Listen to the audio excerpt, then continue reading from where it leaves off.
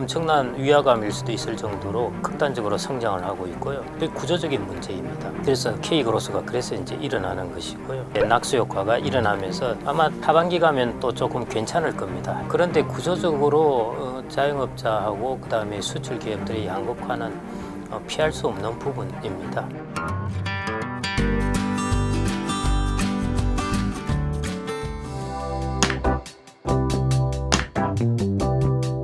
은퇴자 입장에서 라는 질문은 조금 뒤에 생각을 해보고요. 왜 이럴까 하는 것인데요. 주식시장은 상장 주식입니다. 다 대기업들이에요, 웬만하면. 그리고 자영업자들은 중소기업 중에서도 자영업입니다. 이게 이제 전 세계적으로 K그로스라고 그러는데요. 우리가 K그로스 하니까 이것도 코리아 그로스냐 하는데 그게 아니고요. 그냥 미국도 K그로스입니다. 여러분들 스펠링 K자 보면은 이렇게 양극단으로 나눠져 있는데요. 미국도 그렇고 우리나라도 그렇습니다. 미국도 AI라든지 이런 쪽이 막 성장하고 있고 우리나라도 수출 대기업은 지금 극단적으로 성장을 하고 있습니다. 지금 이게 엄청난 위화감일 수도 있을 정도로 극단적으로 성장을 하고 있고요. 반면에 이제 자영업자들 같은 경우는 우리가 소비 패턴이 바뀌어 버렸잖아요. 밤늦게 술도 안 마시고 그 다음에 이제 음식 같은 경우에도 동네 가서 사 먹고 하는 것보다는 흑백 요리사에서 나와서 히트 친 사람이 밀키트 팔면 그거 사고 그 다음에 배달하고 하다 보니까 어렵게 되는 것이죠. 구조적인 문제입니다. 그래서 K그로스가 그래서 이제 일어나는 것이고요. 그래서 자산을 가지려면은 여전히 우리나라는 저는 이전부터도 그랬고 우리나라는 얕은 수출 기업들의 성장성이 좋을 수밖에 없습니다. 그래서 이제 K그로스라는 거고요. 그런데 지금이 이제 K그로스가 가장 심화된 형태라고 보시면 될 것 같고 이제 조금 있으면 어떤 일이 일어나냐면은 이게 낙수 효과가 일어날 겁니다. 이제 반도체 기업들이 드디어 보너스를 받게 되겠죠. 받으면은 이제 돈을 쓸 겁니다. 집을 살 수도 있고 자동차를 살 수도 있고 백화점에 갈 수도 있고요. 이런 것들이 이제 낙수 효과가 일어나면서 아마 하반기 가면 또 조금 괜찮을 겁니다. 제 생각에는. 그래서 그때가 낙수 효과로 조금 괜찮을 것 같아 이렇게 좀 보시면 될 것 같고요. 그런데 구조적으로 자영업자하고 그 다음에 수출 기업들의 양극화는 피할 수 없는 부분입니다. 그래서 은퇴자들 입장에서는 이제 이런 질문을 하셨는데요. 저는 이런 비유를 혹은 이런 방법을 한번 말씀드려 봅니다. 내가 자영업을 할까? 은퇴하고 나서 아니면은 내가 가진 돈의 일부를 좋은 기업의 주식을 사고 그 다음에 나는 자격증을 따서 월급 노동자가 될까 이 선택입니다. 저는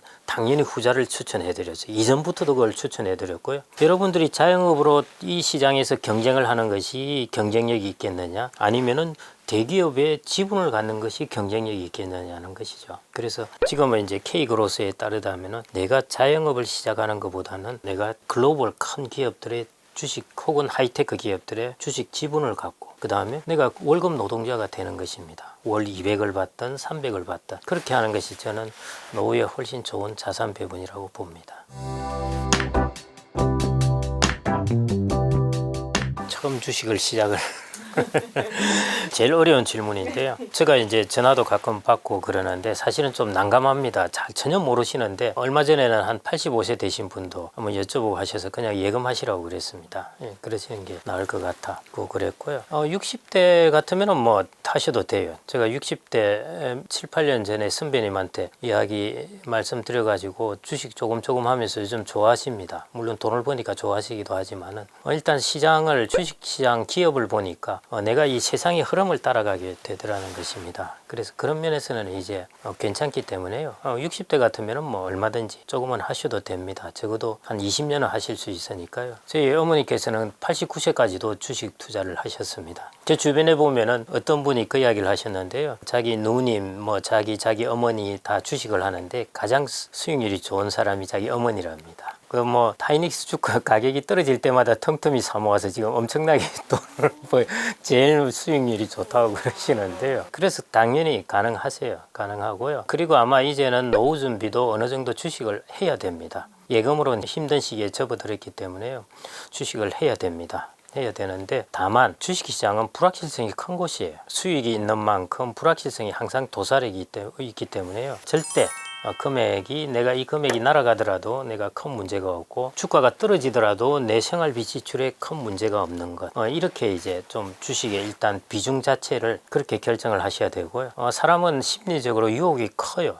예를 들어 내가 자산의 한 20% 정도를 주식에 넣어놨는데 요즘 주식시장 가는 걸 보면은 야 이걸 내가 100%를 넣어놨으면은 내가 얼마나 벌었을 텐데 이 생각이 지금 많이 드실 거예요. 지금. 그래서 위험한 게 지금 다 옮기시는 거예요. 옮기셨다가 떨어지면은 이제 큰일 납니다. 그래서 그 통제를 절제를 잘 하셔야 됩니다. 하셔가지고요. 내가 어느 정도 없더라도 내 지출에 큰 문제가 없을 정도, 그 정도 양 정도 하셔야 되고요. 그 다음에 항상 길게 봐야 되는 것이고 길게 투자하셔야 됩니다. 그러려면은 금액을 너무 많이 해놓으면은 가격 떨어지면은 길게 못 가지고 있죠. 그래서 길게 투자하려면은 내가 내 금액의 일정 부분만 하셔야 됩니다. 그래서 그게 이제 제일 중요하지 않나 이렇게 생각이 되고요. 그리고 아무리 이제 지금 욕심이 더욱더 나실 텐데 어느 한 종목에 몰빵을 해놨으면 수익률이 얼마인데 이런 생각이 드시더라도 지수로 분산하는 게 낫습니다. 미국에서 데이터를 쭉 가지고 학자가 다 조사를 해봤는데요.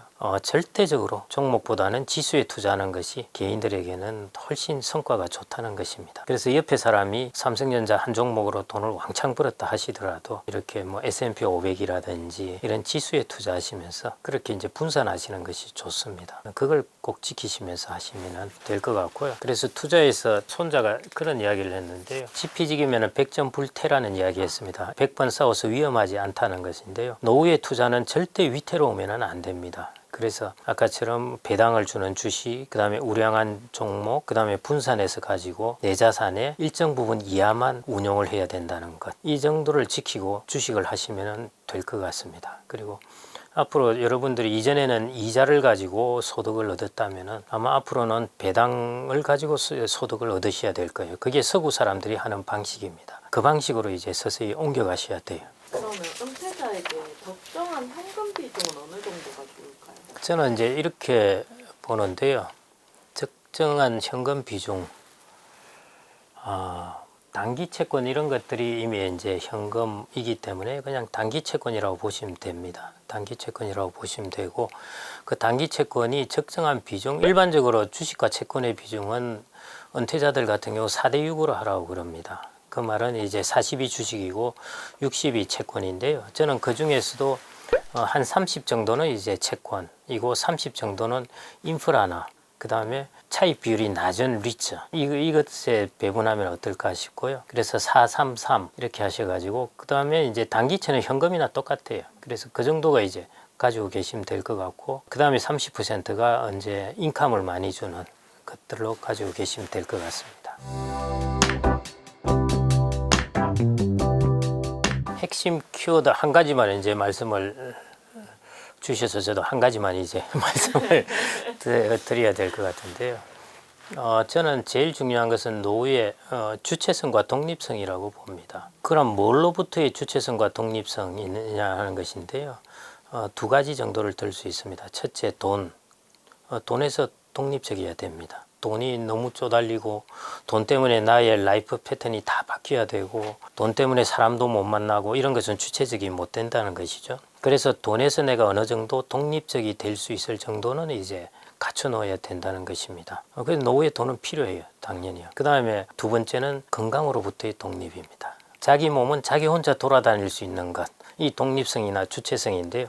정말 중요합니다. 아마 이게 주변에 제가 여러분들을 보면은 자기 몸으로 자기가 주체적으로 돌아다니지 못한다는 것이 얼마나 큰 핸디캡인지 하는 걸 알 수가 있습니다. 그러려면 건강관리를 잘해야 되겠죠. 그래서 저는 젊을 때는 이런 거 생각할 필요도 소득 월급 들어오죠. 건강하죠. 하니까 전혀 이제 이런 생각이 안 드는데 은퇴 후 지나서 한 10년, 20년 지나면 완전히 달라지는 것이죠. 그 두 가지가 저는 뭘로부터의 독립성, 돈과 건강으로부터 독립적이어야 되고 이걸 통해서 나의 노후의 삶이 전적으로 주체적이 되어야 된다는 것입니다. 주체적 하니까 대단히 뭔가 있어 보이는데요. 그런 것들이 아니라 그냥 심플한 겁니다. 주체적이라는 것은 내가 하고 싶은 거 할 수 있는 것.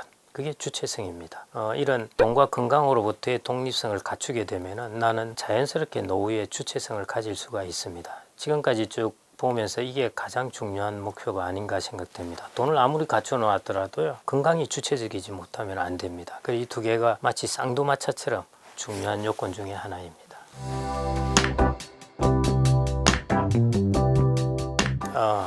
저도 이게 곰곰이 생각을 해봤는데요.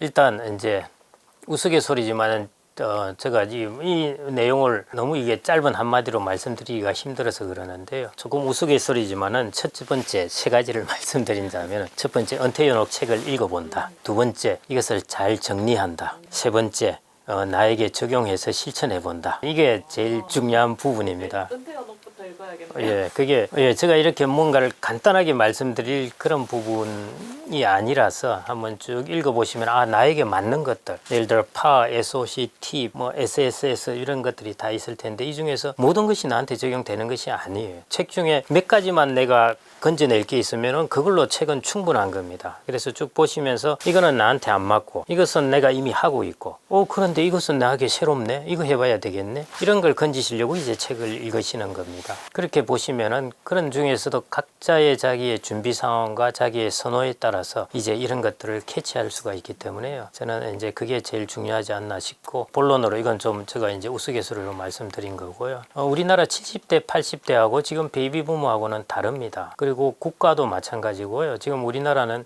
지금 반도체 돈 벌어 들이는 거 보십시오. 저는 이런 상상 정말 저는 제 상상을 완전히 뛰어넘을 정도의 세상이 왔는데요. 아마 이 돈들이 또 좀 있으면은 여기저기 또 풀리고 세금을 통해서도 풀리고 하면서 우리나라가 또 어느 정도 한 단계 조금 괜찮은 모습을 보이게 될 거로 저는 생각을 합니다. 그만큼 우리나라도 이제 선진국과 복지사에 들어갔다는 것이죠. 그래서 노후에 대해서 이제 그 이전의 선배 세대들은 좀 어려운 부분도 있고 했는데요. 지금 50대, 60대 베이비 부모들은 충분히 노후 준비를 할 수 있고 평안하게 또 성공적인 노후를 보낼 수가 있습니다. 그래서 저는 이런 생각을 해보는데요. 내가 성공적인 노후 생활을 보내면 어떤 것이 될까? 이걸 비유를 든다면 윤회를 해서 삶을 하나 더 얻는 것입니다. 그런데 윤회를 하면 옛날 거 다 까먹어요. 새로 태어나서 또 새로 시작해야 되는데 지금 이 삶에 있어서 윤회라는 것은 자기의 기억을 다 가지면서 또 하나의 삶을 해볼 수 있는 것입니다. 그래서 충분히 준비를 하면은 지금 그런 것들이 가능하게 돼 있는 시스템입니다. 우리나라의 사회나 국가 시스템이요. 그래서 그렇게 지금